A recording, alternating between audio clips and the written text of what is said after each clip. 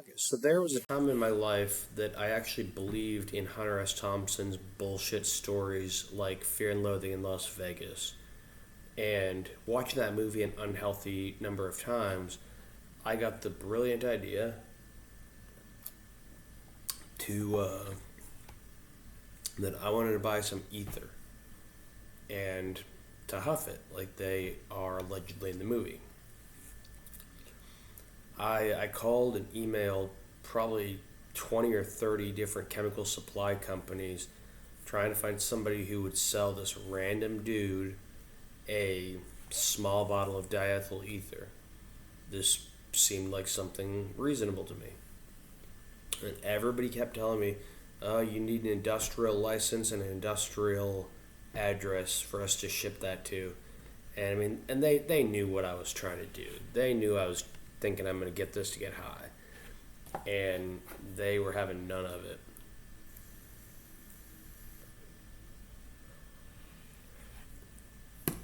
And I finally realized, where you go when you're wanting to buy something that's on the fringe of legal is eBay.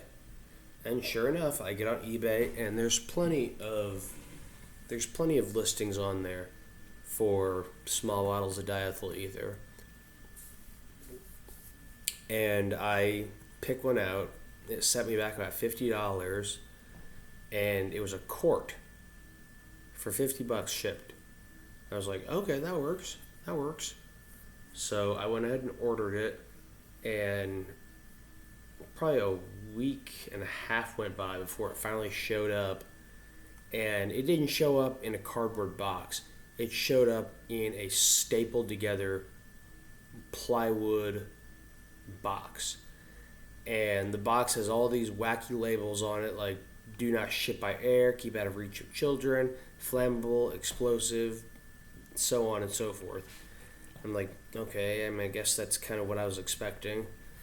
And I get it open, and it's not packing peanuts in there. It's like heavy duty fabric wraps, and it's not wrapped around a plastic bottle.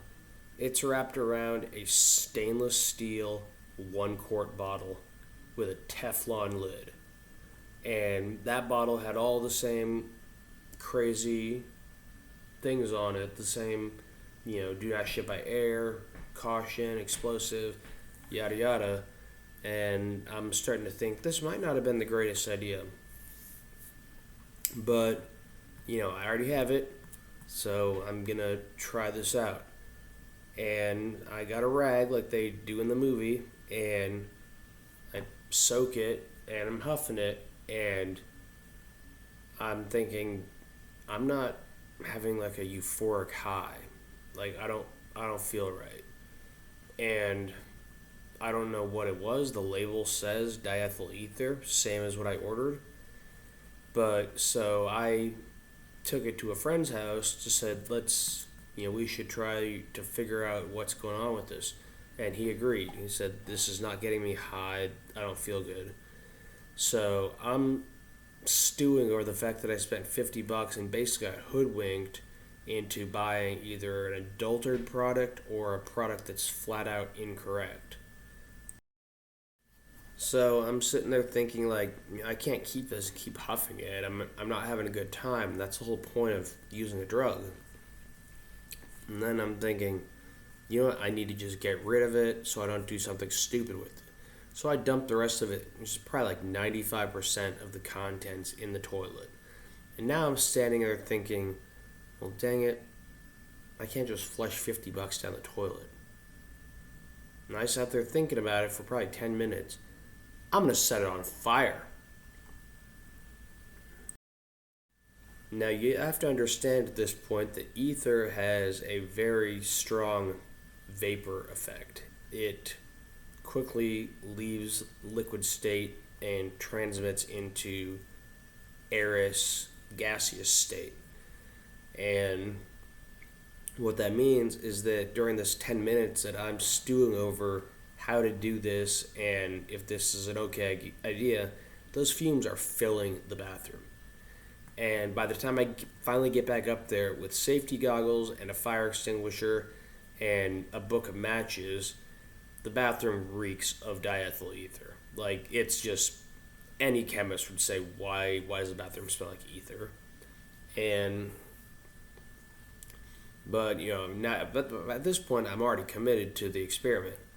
So I put on my safety goggles and I pull the pin out of the fire extinguisher, and I light a match and throw it at the toilet, and it makes it about halfway there before it catches the fumes, and it basically exploded. If I hadn't have been wearing safety goggles, there's a fair chance I would have lost eyesight.